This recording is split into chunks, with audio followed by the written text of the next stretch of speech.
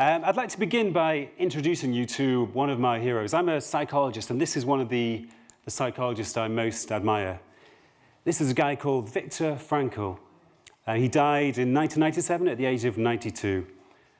And he was Jewish, and during the Second World War, he spent 3 years in concentration camps. And he was one of the very small proportion of people who survived the camps. And he believed that the reason why he survived, in his view, was because he gave himself a strong sense of purpose. Originally, when he was taken to Auschwitz, he lost the manuscript of a book he'd been working on for several years, his life's work at that point. It was confiscated by the prison guards, and he never saw it again.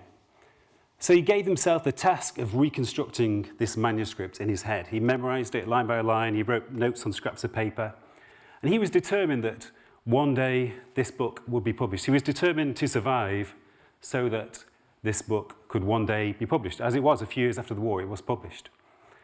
So he was convinced that giving himself this strong sense of purpose enabled him to withstand the terrible conditions in the camp.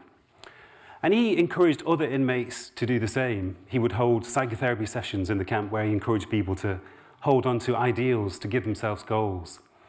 And he felt that it's when people let go of their ideals and goals, that was when they were most vulnerable to illness or even to death. So as I say, he was convinced that a strong sense of purpose can actually help to keep human beings alive. And that became the cornerstone of his later psychology as well. So is that really true? Is it possible that a strong sense of purpose can actually extend our lifespans?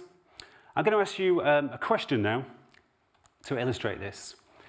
Do you have a strong sense of purpose and direction in your life? Maybe hands up, do you have a strong sense of purpose and direction in your life? Very good.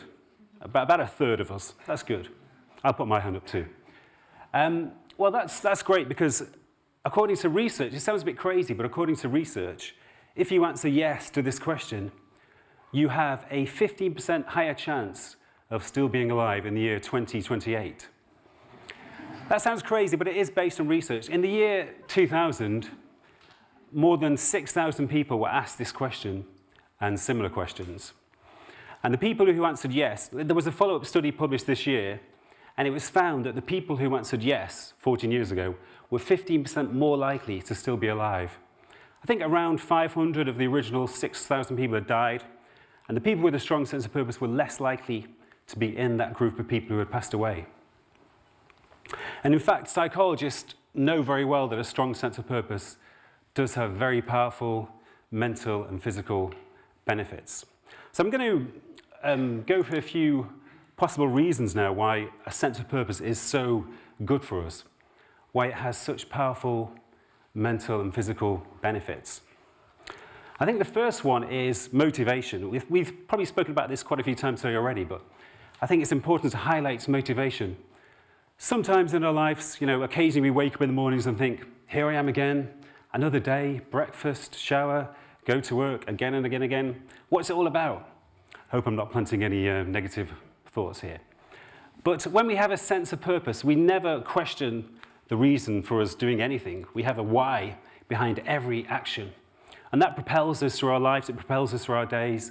It gives us a reason for everything we do. And in a similar way, occasionally we may feel a bit disorientated in our lives. The world is a big place. There are so many choices open to us. Life is long, but it's even longer if you have a sense of purpose. So occasionally we may think to ourselves, am I going in the right direction? Where am I supposed to be? Where am I? But again, with a strong sense of purpose, we always know where we are, where we're going, and where we're meant to be. It's a bit like having a really advanced, super sat-nav system in your car, compared to when I drive and I just use an old map or maybe use my intuition, and I always get lost. And another one is resilience. This is very important. This is very important in the example of Viktor Frankl in the concentration camp. A sense of purpose gives us the determination and the endurance to overcome obstacles. Obstacles which may normally overwhelm us, which may normally crush us, but with a strong sense of purpose, we can push through obstacles, we can transcend any obstacle.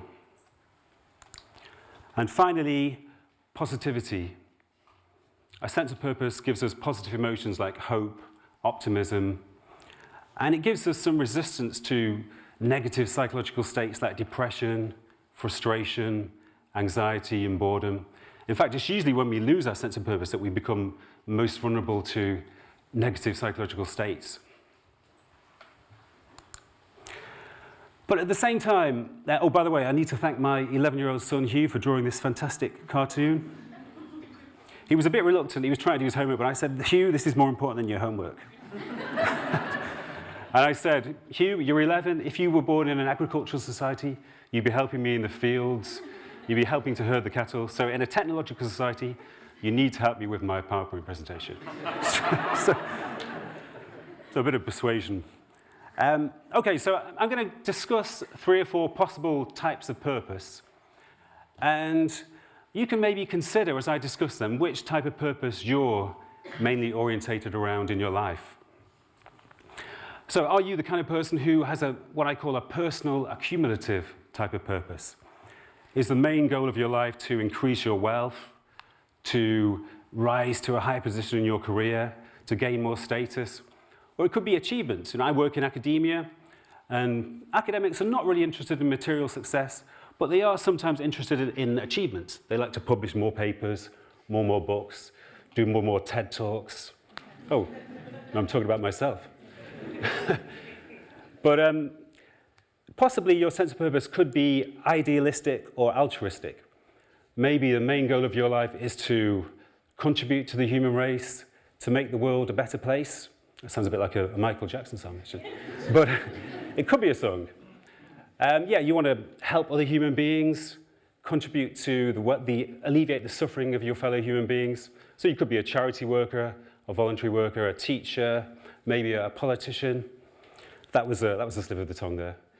It would be wonderful if most politicians were orientated around an altruistic, idealistic purpose, but I think mainly in the real world, many politicians are orientated around a personal, accumulative type purpose.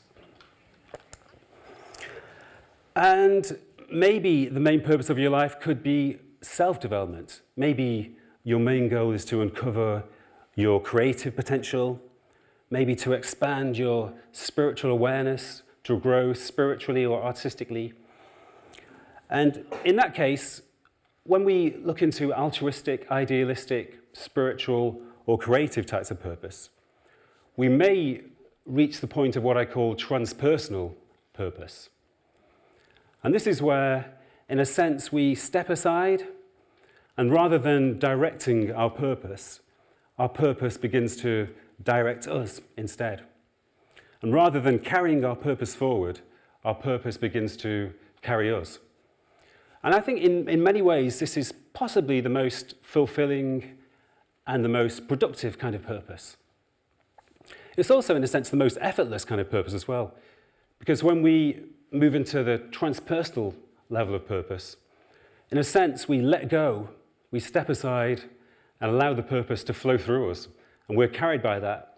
It's like swimming in a fast-flowing stream. And it can also be quite intoxicating as well. There's this fantastic forward momentum, and we feel almost as though it's not us who is following the purpose. The purpose is directing us, rather than the other way around. And I had a car crash 5 weeks ago, September the 24th. That's a significant date for me. And I came very close to dying in this car crash. I was amazed that I was unscathed. We were spinning around on the motorway in the rush hour traffic, the cars everywhere. A lorry hit us twice, and time slowed down drastically. We finally just bashed into the crash barrier. And I looked at my wife's body and my body, and I was amazed that we were still alive. I couldn't believe it. We were both completely unscathed. But I think for me, a close brush with death, such as that accident, it teaches me that life is fragile, life is temporary, and we never know what's going to happen. We never know how long it's going to last for. So it's taught me that the important thing is not necessarily my life, but my purpose. So my role is to step aside and allow my purpose to flow through and not get in the way. Sometimes it's easy for us to get in the way of our purpose. We want to change it, we want to change direction, or maybe fear, or maybe lack of courage gets in the way.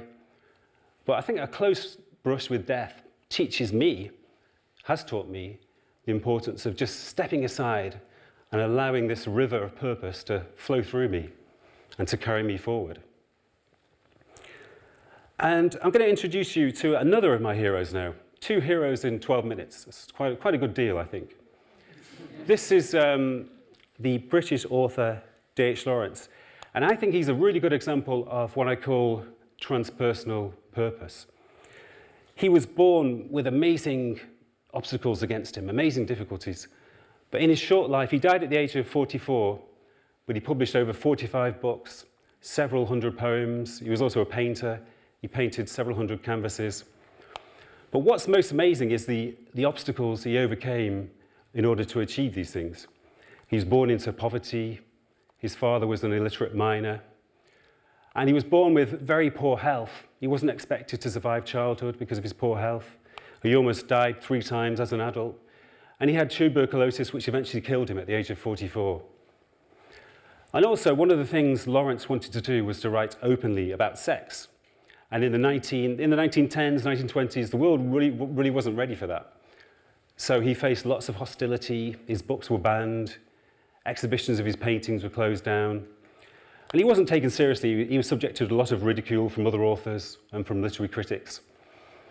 But he didn't care. He felt that his purpose was a paramount thing. And as long as he allowed his purpose to flow through, it didn't matter whether he was, whether he had endured dissatisfaction and disappointment and rejection and failure. He didn't care. He writes in one of his poems, not I, but the wind that blows through me. And I think when we allow the wind of purpose to blow through us, that's when we can really gain the momentum to overcome any difficulties. So I think, in a sense, what we need to do is not so much find a purpose, but uncover a purpose which may be already inside us, which probably is already inside us, but which maybe we haven't gained access to due to social pressures, due to a lack of courage. Maybe we haven't been living completely authentically. But if we can find that deep, authentic purpose within us, and if we can allow ourselves to step aside and allow that purpose to flow through, that's when the wind begins to carry us, in D.H. Lawrence's words. The wind begins to blow through us. That's when we really begin to take flight in our lives. I think that's when our lives really become most fulfilling, most productive, and most meaningful. Thank you.